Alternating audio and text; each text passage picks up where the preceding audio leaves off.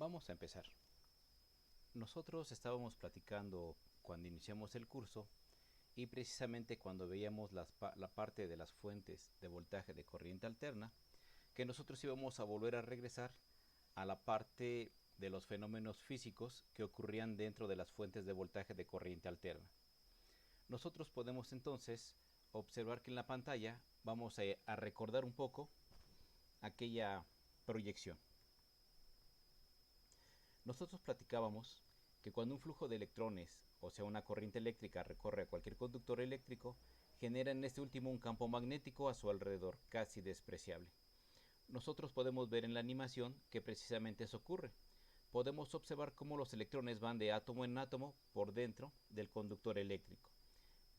Por esta razón, más o menos imaginamos este tipo de características. Vuelvo a repetir, vemos cómo entra el electrón y cómo va pasando de átomo en átomo hasta que prácticamente sale del conductor.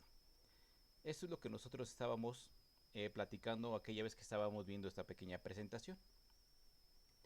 Pero aquí lo curioso es que realmente si nos ponemos a ver la parte física que realmente ocurre, precisamente nosotros teníamos el conductor eléctrico. Nosotros tenemos el electrón o los electrones que van a circular por dentro del conductor eléctrico y podemos ver que hay un desplazamiento en un sentido. Cuando nosotros vemos que los electrones circulan por dentro del conductor, se genera un pequeño campo magnético alrededor. Si nosotros pusiéramos el dedo pulgar de la mano izquierda siguiendo los electrones, los dedos apuntarían hacia adentro de nuestra pantalla. En ese sentido, gira el campo magnético alrededor del conductor. Repito, si con la mano izquierda seguimos la trayectoria de los electrones, pues bien, los dedos estarían rodeando al conductor y me indicarían hacia dónde está circulando el campo magnético.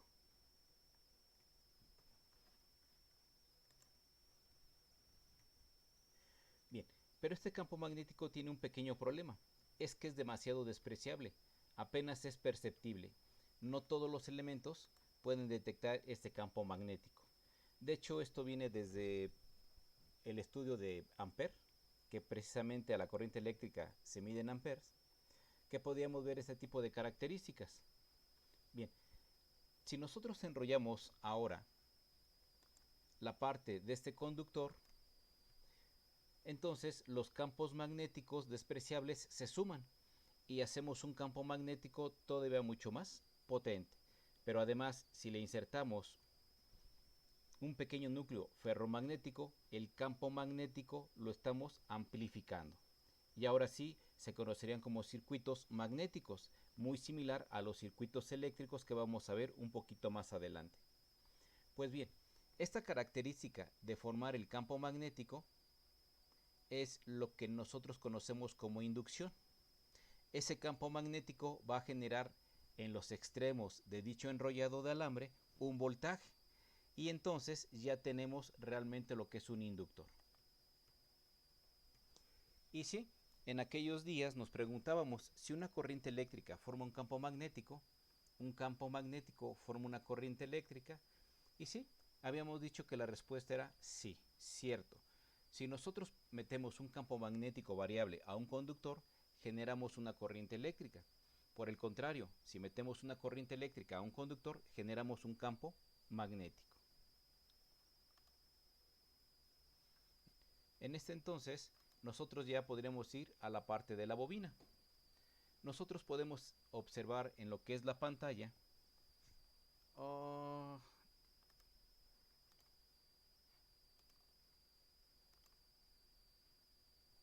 una disculpa.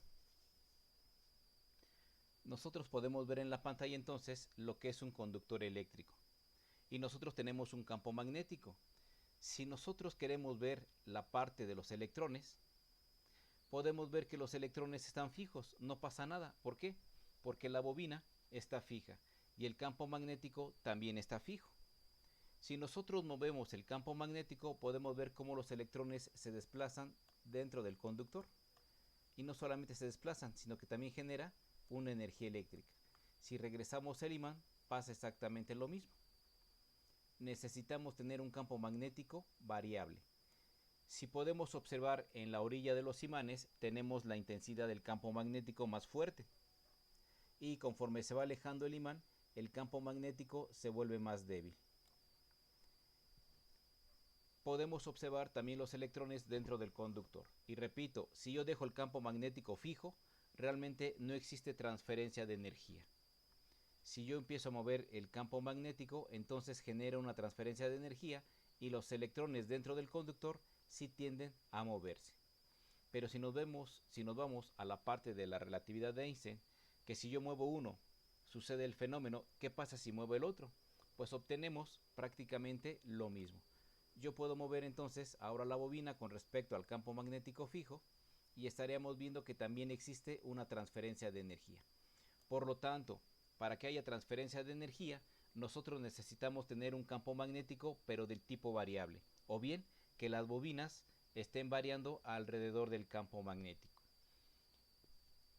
Vamos a regresar entonces a lo que es nuestra clase. Ya una vez que recordamos este tipo de secciones, pues sí, se nos haría un poquito interesante empezar a verificar entonces qué es un inductor. Para nosotros el tema de hoy es ver los inductores. Y tenemos que meternos nuevamente a la parte donde nosotros verificamos precisamente esa sección. Si nosotros le hacemos circular una corriente eléctrica a dicho conductor, vamos a obtener un fenómeno eléctrico. No sé si hasta aquí tengan alguna pregunta o alguna duda, algún comentario que se me esté pasando. ¿No hay dudas? ¿No hay preguntas?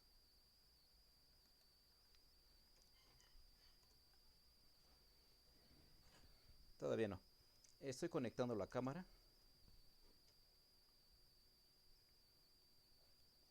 para hacerles la proyección y entonces meternos a lo que son los inductores. Un segundo más. Ahorita mostramos la presentación.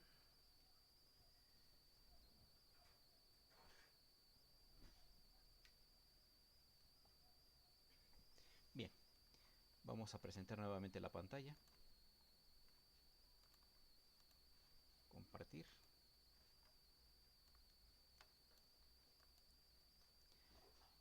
Entonces, nosotros deseamos que si tenemos un conductor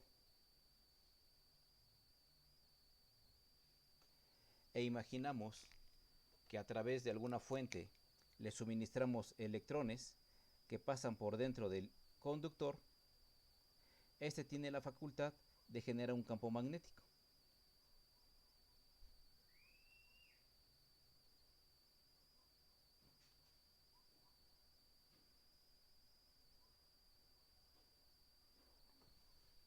Y si además nosotros tomamos este conductor y lo enrollamos,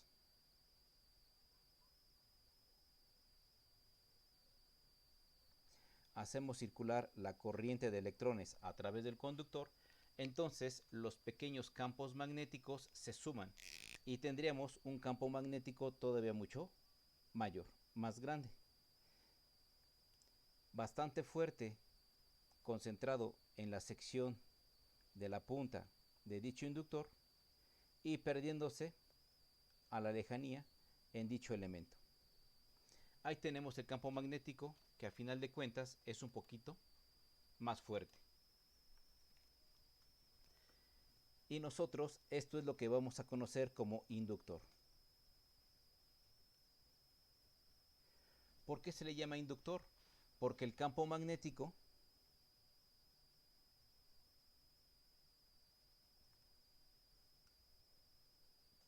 induce un voltaje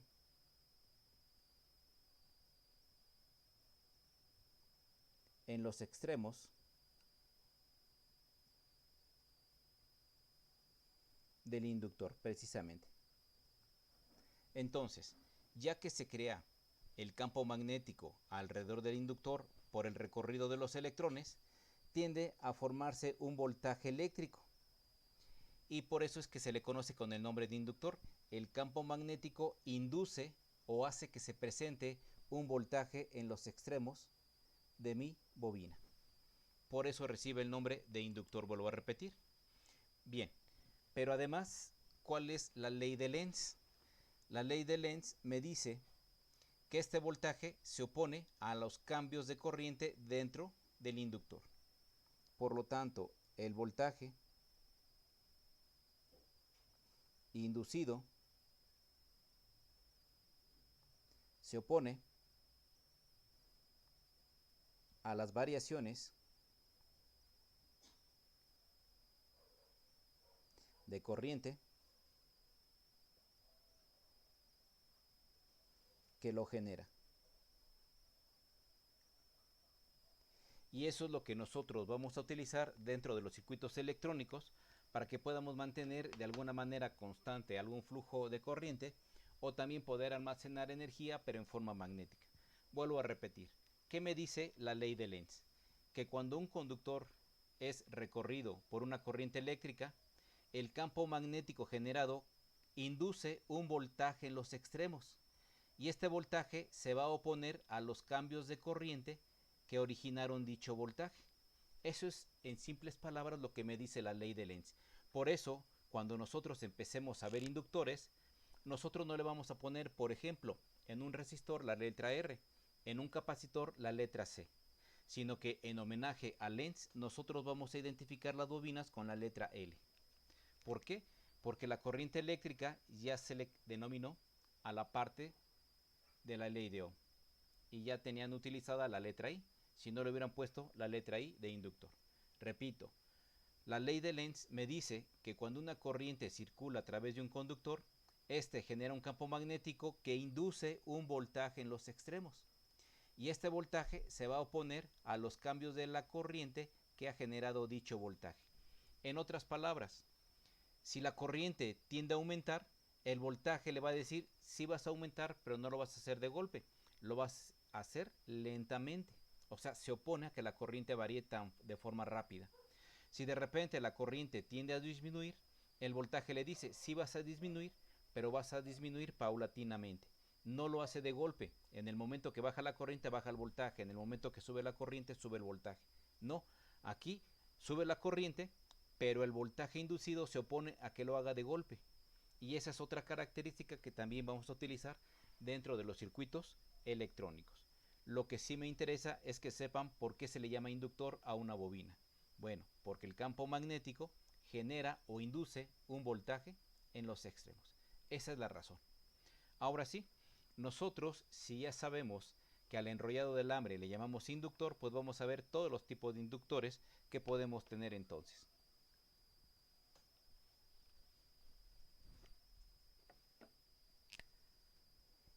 Entonces, un inductor también se le puede llamar bobina, también se le puede llamar enrollado de alambre,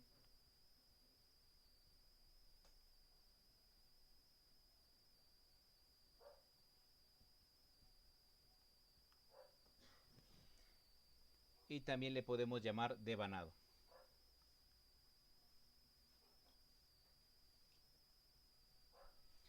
Por obvias razones, nosotros vamos a poder tener enrollados de alambre y lo vamos a representar como si fuera una pequeña nubecita. Decíamos que le vamos a poner la letra R en la parte de arriba. Vamos a tener otra nubecita porque al principio les comentaba que de acuerdo al núcleo nosotros podemos aumentar la parte de ese campo magnético o la parte de la inducción. Por lo tanto, podemos tener laminado y podemos tener nosotros hierro pulverizado o ferrita. Ahorita les pongo los nombres de cada uno. También va a ser un inductor. Entonces decimos que es con núcleo de aire, con núcleo de hierro laminado y con núcleo de ferrita.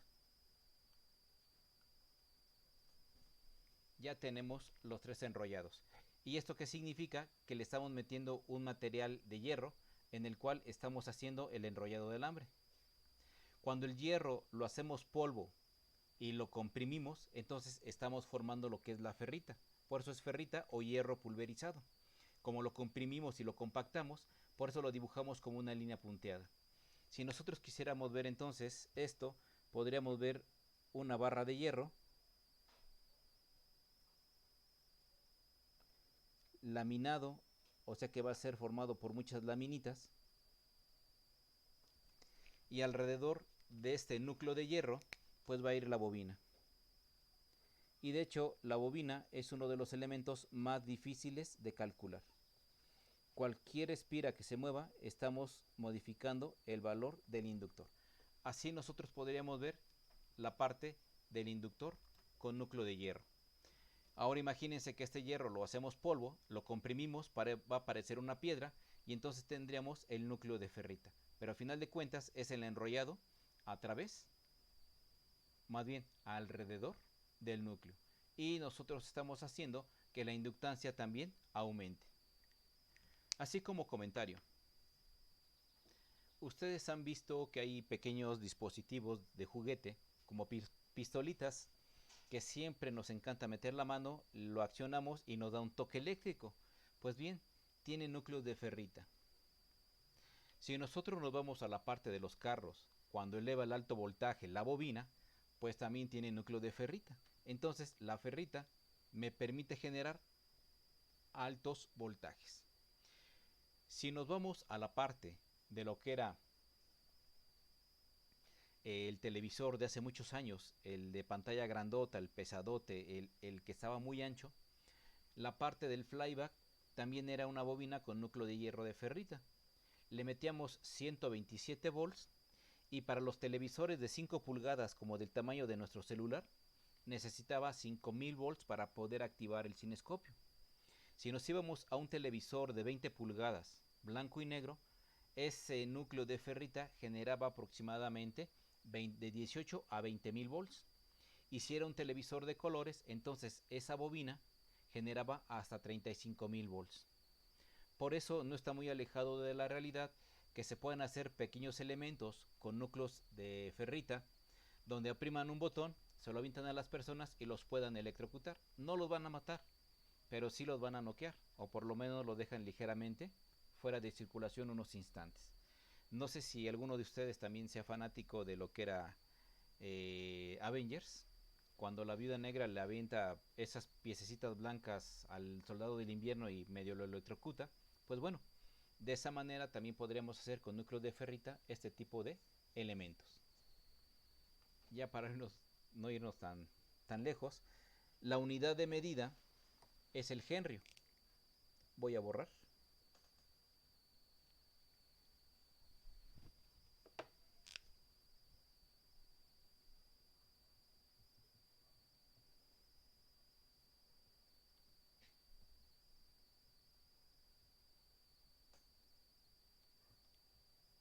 Es el henrio. Henrio. Y lo simbolizamos con la letra H. Pero al igual que nosotros estábamos viendo con los capacitores, la parte del faradio que era muy grande, utilizamos sus múltiplos.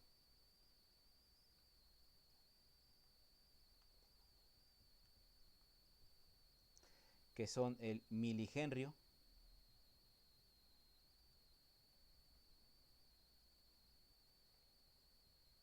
y también vamos a utilizar el microhenrio.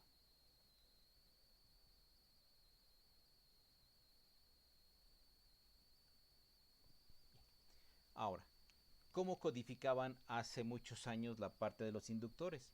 Les vuelvo a repetir, es uno de los elementos que más trabajo cuesta calcularlo. Si mueven una espira, automáticamente están cambiando el valor de ese componente. Hubo un código de colores.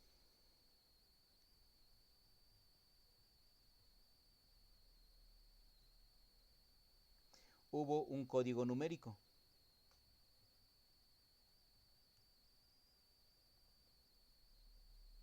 Y sí, Si nosotros recordamos el código de colores en los capacitores y recordamos el código de colores en la parte de los resistores, pues el código de colores dentro de los inductores funcionaba exactamente igual.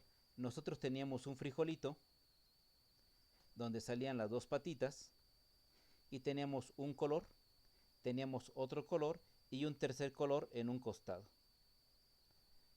No es una carita viendo para arriba, ¿eh? La primera la conocíamos como cifra, la segunda cifra y la tercera era los ceros que agregábamos. Cifra el primer color,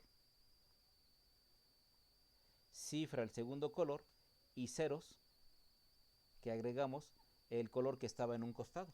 Y sí, era uno como frijolito de color azul. Así conocíamos el código de colores. Si venían dos colores, entonces era el valor real del inductor. Y después, si nosotros nos vamos a la parte del código numérico, pues también le podían imprimir los valores. Exactamente lo mismo que los resistores de montaje superficial. Y podíamos ver un valor X, un valor Y y un valor Z. Y también nosotros sabíamos que era cifra, que también era cifra y que eran ceros a agregar. Ahora, lo importante es que no importa si era código de colores o era código numérico, siempre el valor nominal estará en microhenrios.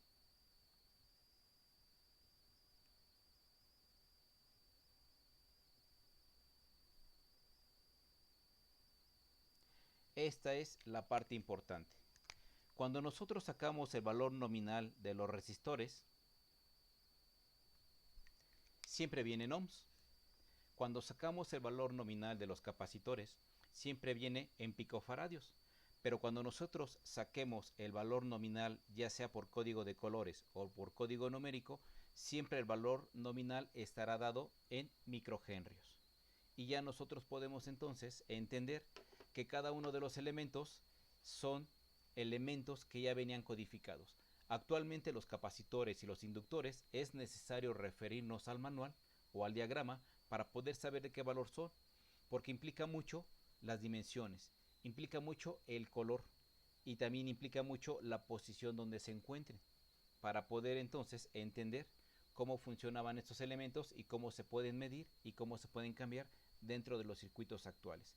Repito, ya estaría por demás empezar a ver cómo funcionaba el código de colores. Ya no existe, tiene unos 15 años que no he visto este tipo de inductores. Tiene como 10 años que tampoco he visto este tipo de inductores, si no es que también cerca de los 15. Y los que perduran actualmente son los de montaje superficial. Y como les vuelvo a repetir, pues a final de cuentas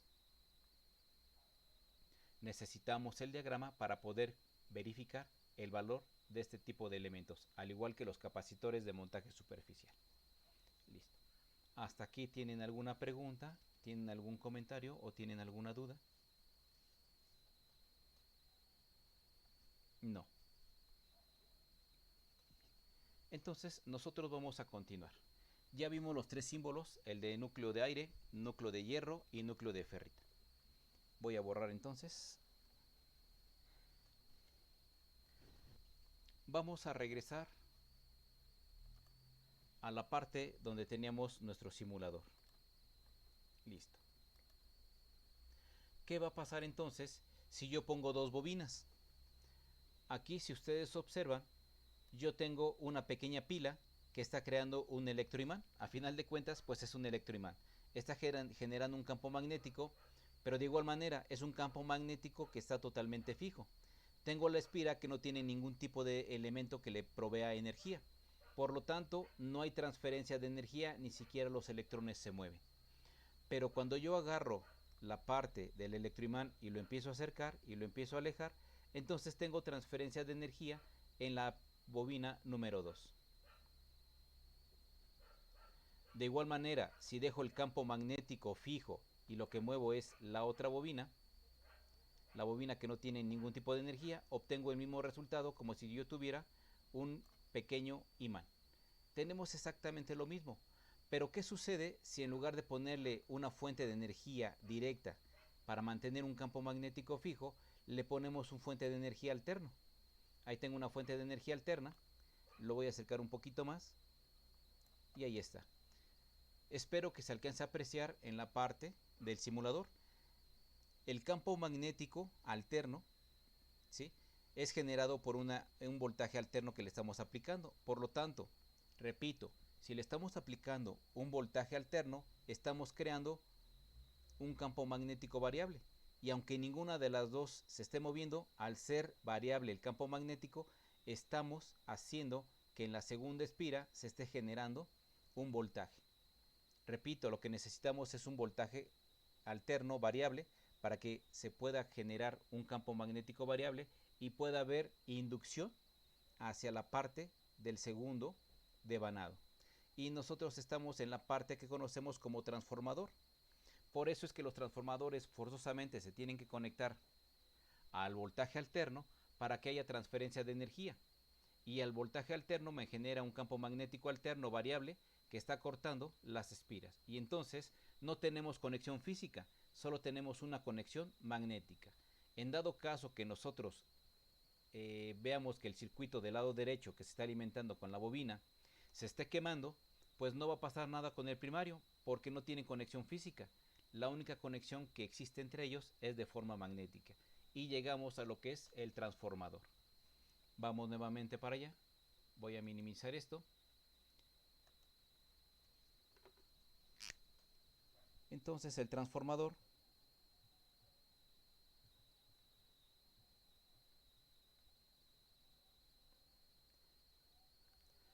son dos inductores, inductor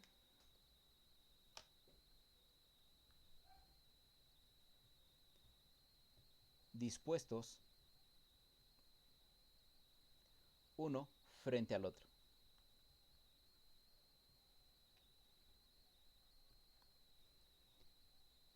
Puedo poner un primer devanado. Voy a poner un segundo devanado. Al primer devanado le llamamos primario.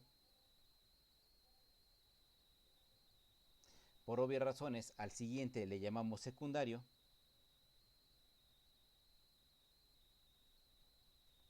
Y tenemos el transformador, pero con núcleo de aire.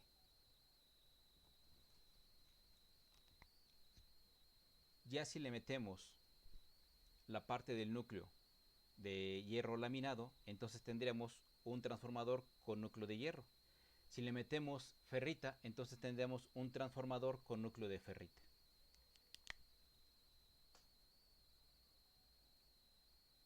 Vámonos con el siguiente. Dos líneas continuas. Entonces es el transformador con núcleo de hierro. Y si nos vamos con el que tiene las líneas punteadas, sería un transformador, pero con núcleo de ferrita.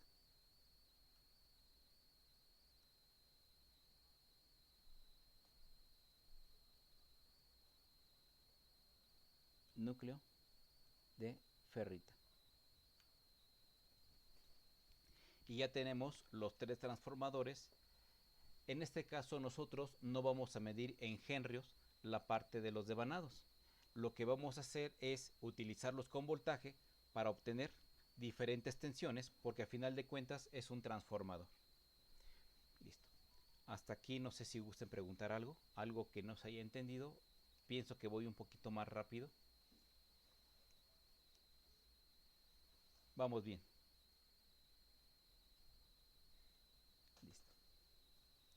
Vamos a utilizar para las cuestiones electrónicas el transformador con núcleo de hierro.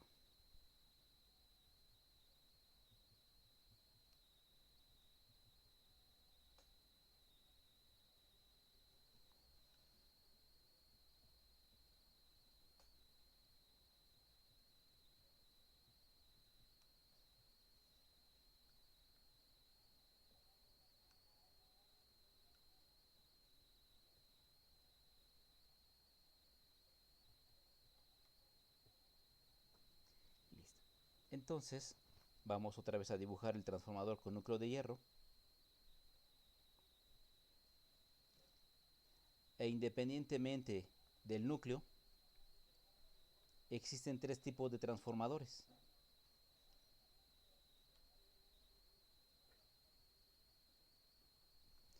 Tenemos transformadores elevadores.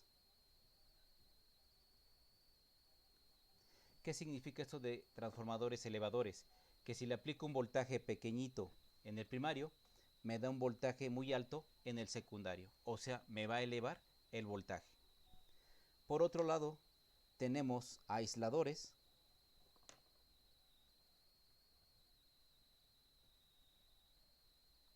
Que significan que si le meto un voltaje, me va a dar el mismo voltaje en el otro extremo. Van a decir, bueno, entonces, pues, ¿qué relación tiene un voltaje si es el mismo que tiene el otro? Pues mejor lo conectamos directo. Pero como se lo dije al principio, una de las ventajas es que podemos aislarlo y aunque provoquemos un cortocircuito en el secundario, no se va a ver tan afectado el primario, porque no tenemos conexión física, solamente es conexión magnética.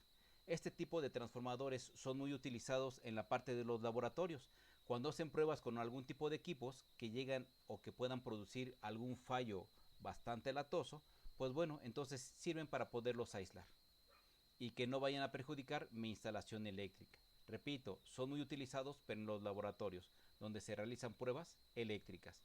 Y por último, el que nos interesa, si ya tenemos elevadores, tenemos aisladores, entonces también tenemos reductores. Y los reductores, efectivamente, le meto un voltaje alto a la entrada y me va a dar un voltaje pequeñito a la salida. Me está reduciendo el voltaje de suministro y son todos los transformadores que nosotros tenemos, por así decirlo, dentro de lo que eran las grabadoras y dentro de lo que son algunos equipos portátiles, los transformadores del tipo reductor. Inclusive, dentro de nuestro curso, casi las últimas clases, vamos a diseñar lo que es nuestra fuente de corriente directa. Este tipo de fuentes vamos a utilizar un transformador de este tipo. Todos más o menos lo ubican. Son los transformadores que vemos dentro de algunos componentes electrónicos y este es el de núcleo de hierro laminado. No se alcanza a apreciar mucho, pero son puras laminitas que están unidas entre sí. Y este transformador es precisamente el reductor. Vamos a aplicarles 127 volts a la entrada y cada elemento, dependiendo cómo lo compremos, me va a dar un voltaje en el secundario. Y ese es el que yo voy a utilizar y voy a utilizar las características eléctricas y las ecuaciones afines al dispositivo para poder determinar nuestra fuente de corriente directa. En este caso, a lo mejor está un poquito más precipitado, pero esta fuente son las que construimos allá en el Cecati. Claro, el mueble lo consiguen por separado, los bornes lo consiguen por separado. Le quitamos la tapa. La tableta está hecha en el Cecati. Los componentes, claro, son comprados. El transformador con núcleo de hierro laminado. ¿Y qué características tiene este? Pues fácil. Tiene un sistema de protección de fusible. Tiene un potenciómetro para darme un voltaje variable a la salida. Y tenemos tres tipos de fuentes. Tenemos la tierra y de la tierra tenemos el de 5 volts, o bien tomo tierra y tomo uno de 17 volts, o bien tomo tierra y me voy a la parte del variable. Se supone que este curso está diseñado precisamente para entender cómo funciona la parte de voltaje de corriente directa, porque ninguno de los aparatos que tenemos, ni la computadora ni el celular, funcionan con corriente alterna. Entonces necesitamos un componente que baje primero el voltaje alterno y componentes electrónicos para convertirlos a corriente directa y que los celulares, tabletas, computadoras, televisores, pantallas, hornos de microondas puedan funcionar.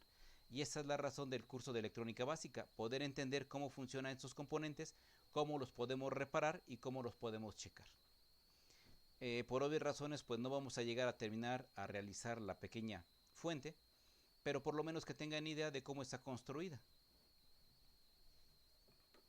Entonces nosotros continuamos. Ya una vez que tenemos los transformadores, pues ahora vamos a ver cómo los clasificaban para poder entender cómo funciona. Voy a borrar entonces en este sentido. Hace muchos años se respetaba lo que era código de colores para los transformadores. Actualmente ya no se utiliza tanto. Vamos a poner entonces nuestro transformador. Aquí tenemos el primario.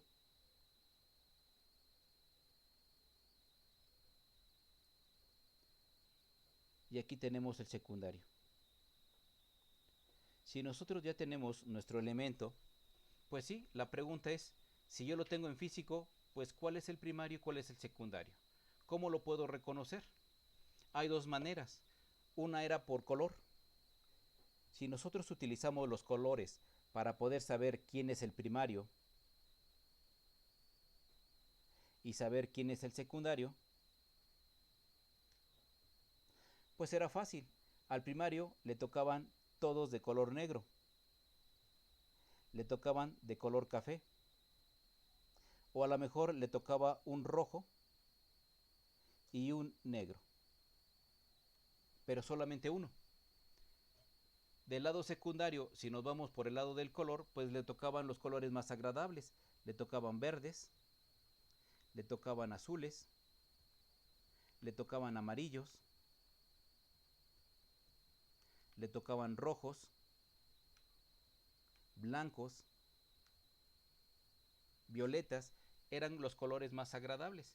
Entonces nosotros íbamos, comprábamos el transformador y podíamos reconocer cuál es el primario y cuál es el secundario. Actualmente, con la introducción de tantos transformadores chinos, pues ya no se cumple esa razón. Si nosotros observamos este transformador, tengo mis puntas negras del lado derecho y tengo rojas y negras del lado izquierdo. Aquí me puedo confundir. Ya por la experiencia que tengo, yo sé que el primario solamente por lo regular son dos cables negros, cafés, o un rojo y un negro. Y el secundario me están tocando los rojos. Pero cuando empiezo o cuando empezamos dentro del área de la electrónica, pues nos quedamos perplejos porque pues si me dicen que aquí hay rojos y aquí también me dice que puede haber un rojo y un negro, pues puedo entrar en confusión mientras obtengo experiencia. Por lo tanto, la segunda manera de poder reconocer el transformador es por medición de ohms.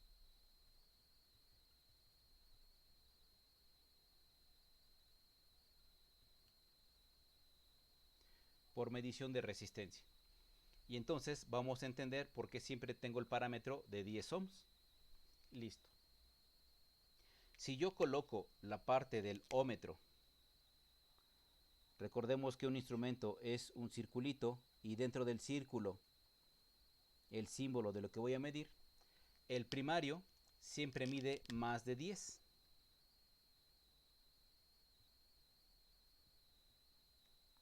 Inclusive puede medir decenas de ohm. La parte del secundario, si yo voy y pongo el instrumento nuevamente en función de ohms, entonces me va a medir menos de 10 ohms.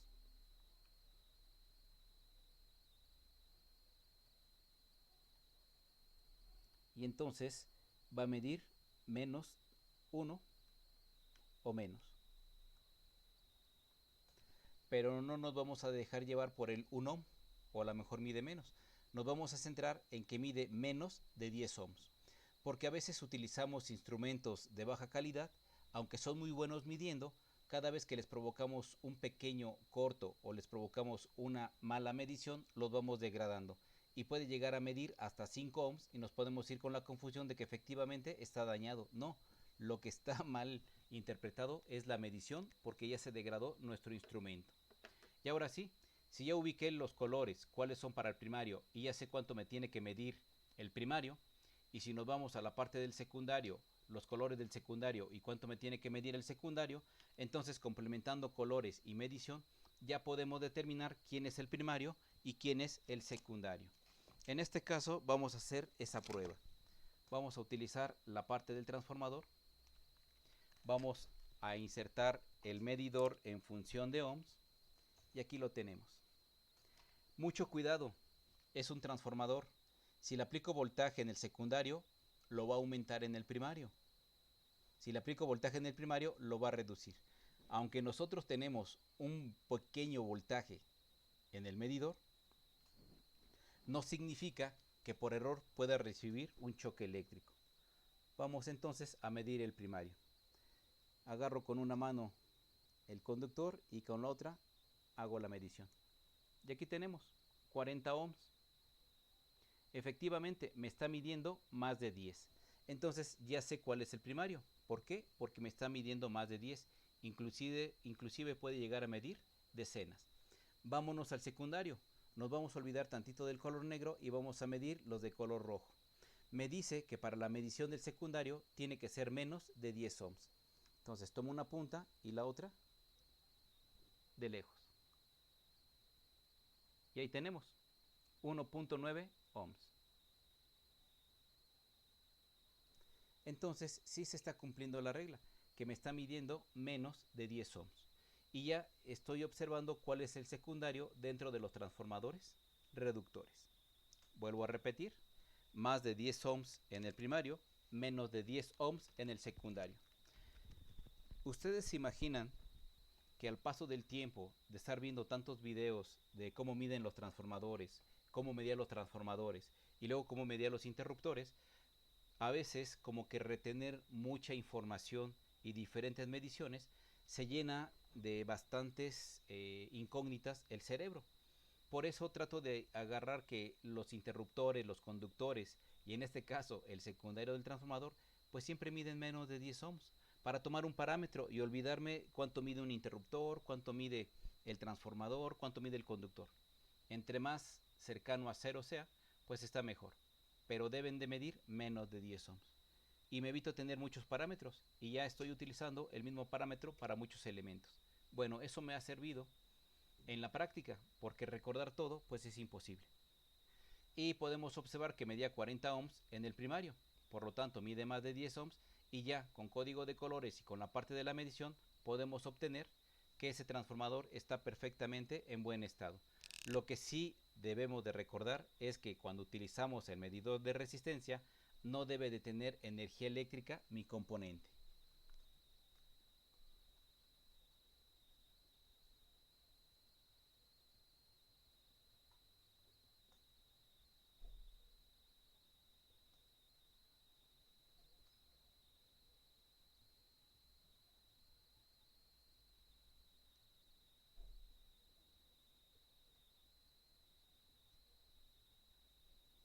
Y esto es lo importante. La medición en ohms no debe de tener energía eléctrica. Ahora, si ustedes gustan hacerle la maldad a sus amigos, pueden agarrar a sus amigos el primario y poner una pequeña pilita en el secundario.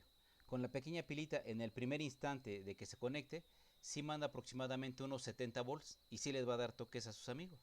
De hecho, eso es lo que hacemos con la famosa caja de toques. Es un transformador de ese tipo. Le metemos un circuito oscilador en la parte del secundario y el primario me está dando voltaje.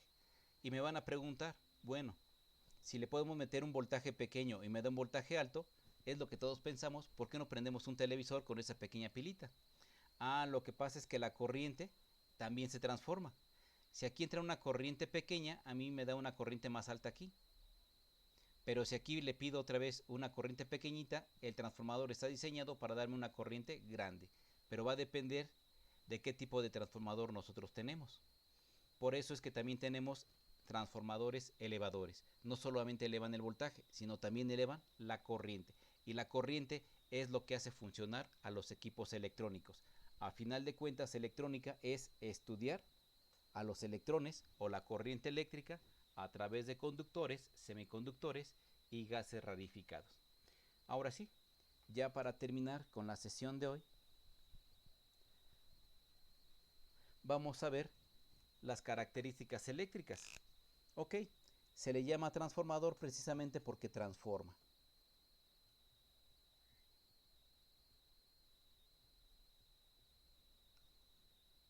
Otra vez dibujamos la parte del primario.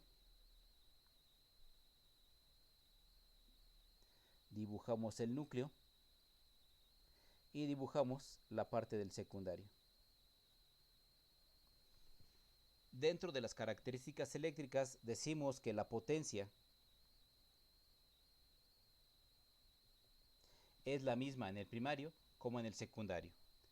Ahorita no hemos visto las características de potencia, pero la potencia se obtiene con el producto del voltaje por la corriente. Si nos estamos refiriendo a la potencia primaria, entonces es el voltaje primario por la corriente primaria. Y esto tiene que ser exactamente igual a la potencia secundaria. Y la potencia secundaria se obtiene con el voltaje secundario y la corriente secundaria. Por lo tanto, si la relación de potencias es la misma, la que entra y la que va a salir, podemos decir que la potencia primaria es igual a la potencia secundaria. Por obvias razones, entonces el voltaje primario y la corriente primaria son exactamente lo mismo, el mismo producto que el voltaje secundario y la corriente secundaria.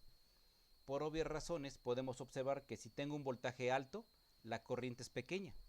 Y si aquí se reduce el voltaje, es porque la corriente tiende que aumentar. Nunca vamos a tener los dos al mismo tiempo.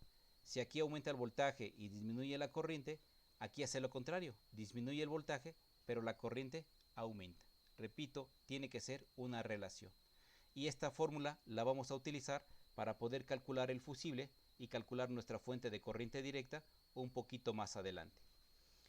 Ahora, cuando nosotros vamos a comprar los transformadores, pues realmente llego a la electrónica y nunca le digo, deme un transformador de 127 a 12 volts, por así decirlo.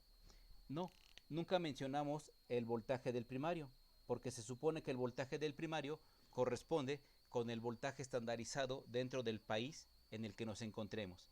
En el caso de nosotros, el voltaje primario es igual al voltaje de línea.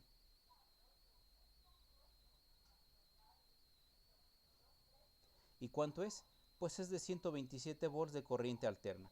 Por eso ya no lo mencionamos. Solamente voy a la electrónica y le digo, ¿sabe qué? Necesito un transformador de 24 volts, 1 ampere. Siempre hago referencia con el voltaje secundario y la corriente secundaria y me evito problemas de pedirlo por el voltaje primario, porque se supone que estamos estandarizados. Ya si necesito un transformador con diferentes características, pues en lugar de irlo a comprar, lo mando a hacer para que cumpla las especificaciones de mis diseños. En este caso nosotros siempre vamos a pedir el voltaje secundario y la corriente del secundario. Estos datos son los datos de compra.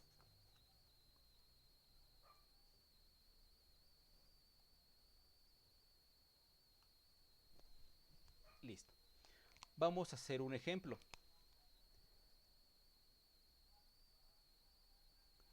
Voy a comprar un transformador de 12 volts, 1 ampere. ¿Sí? Así llego, señor, deme un transformador de 12 volts a 1 ampere. Y estos son los datos que especifican el secundario. El primario ya ni me molesto, porque solo son 127 volts. Si yo utilizo esta ecuación matemática, entonces me dice que el voltaje primario y la corriente primaria es igual al voltaje secundario y la corriente secundaria. Si tengo el voltaje primario, que aunque no me lo mencionen, sé que son 127 y estoy pidiendo por los datos de compra el voltaje y la corriente, pues la que me hace falta calcular es la corriente del primario. Por lo tanto la despejo. El voltaje primario que está multiplicando pasa dividiendo. Por lo tanto, la corriente del primario va a ser igual al voltaje secundario, corriente del secundario, sobre el voltaje del primario. Sustituimos los valores. El voltaje secundario son 12 volts, la corriente del secundario es 1 ampere y el voltaje del primario son 127 volts. 12 por 1 me da 12 volts amperes entre 127 volts. Volts abajo y volts arriba se eliminan y me quedan amperes. Si nosotros hacemos esa pequeña operación matemática, déjenme encontrar mi calculadora porque ya la perdí. Dividimos 12 entre 127 y me da un total de 0.094. 0.094 amperes. Como nosotros no podemos tener la parte de los amperes, pues la convertimos a miliamperes, que serían 94 miliamperes. Pero a lo que voy, Si me está dando 1 amper el secundario, ¿cuánta corriente me está dando el primario? Es muy poca corriente. Por eso, aunque le apliquemos una pila, la corriente es tan despreciable que no me podría prender un equipo electrónico en el lado del primario. Aunque le pusiera el oscilador, no lo podría prender, porque esta corriente es muy pequeña. Recordemos que es aproximadamente 94 miliamperes, haciendo ya la conversión. Pero entonces, ¿por qué no da toques? Porque nosotros nos electrocutamos de los 10 miliamperes a los 30 miliamperes. De 10 a 30 nos estamos chamuscando, nos estamos friendo. Esa es la razón. Por eso les repito que sí, podemos elevar el voltaje, ponerle un voltaje pequeño, alterno, obtener un voltaje elevado, pero la corriente es tan despreciable que no va a poder prender ni un foco. Entonces, pues qué caso tiene que gastemos la pila si no vamos a realizar un encendido de equipo del otro lado. Listo. Vamos a hacer un último ejemplo. Voy a borrar.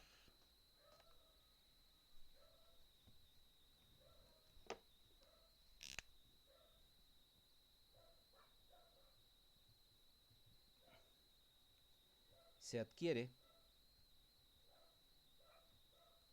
un transformador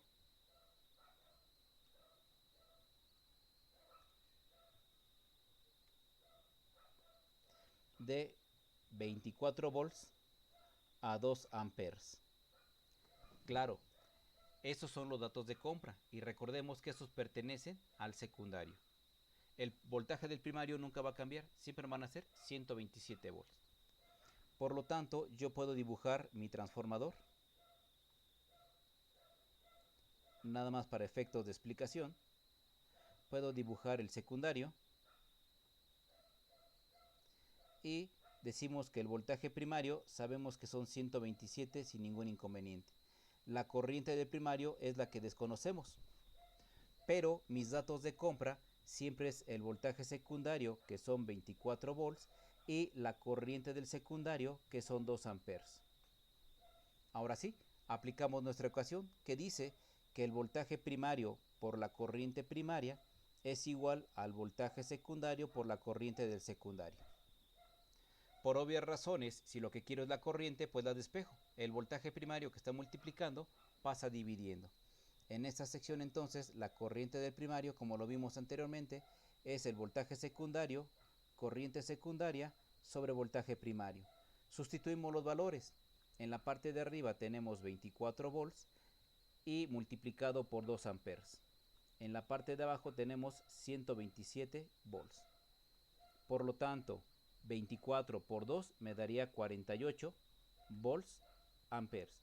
Y abajo tendría 127 volts. Volts en la parte de abajo y volts en la parte de arriba se eliminan y me quedan amperes. Al hacer la división, tendríamos 48 entre 127 y me da un total de 0.377, 0.377 amperes, que es prácticamente 377 miliamperes, pues ya es un amperaje un poquito más grande, lo que está exigiendo. Y ahora sí, si lo que estamos calculando es la corriente del secundario, pues es por donde va a pasar la parte del fusible. Y por eso esa corriente es la que vamos a utilizar para poder saber de qué valor tiene que ser mi fusible que le voy a poner a mi fuente. Y en dado caso de que falle la parte del primario, se queme el fusible. Y en dado caso que falle la parte del primario, también mi fusible se queme. Repito, si falla el circuito en el secundario, el fusible se va a quemar y va a proteger mi instalación eléctrica. Pero si hay un error en el voltaje y se eleva, el que se va a volar es el fusible y voy a proteger la parte del secundario. Para eso nos va a permitir calcular el fusible, calcular la corriente del primario. Listo. Ahora sí. Espero que si tengan dudas, tengan preguntas con respecto a cómo vamos a utilizar el cálculo de la corriente primaria, que no le vamos a llamar corriente primaria, sino le vamos a llamar cálculo del fusible. Preguntas o dudas, comentarios.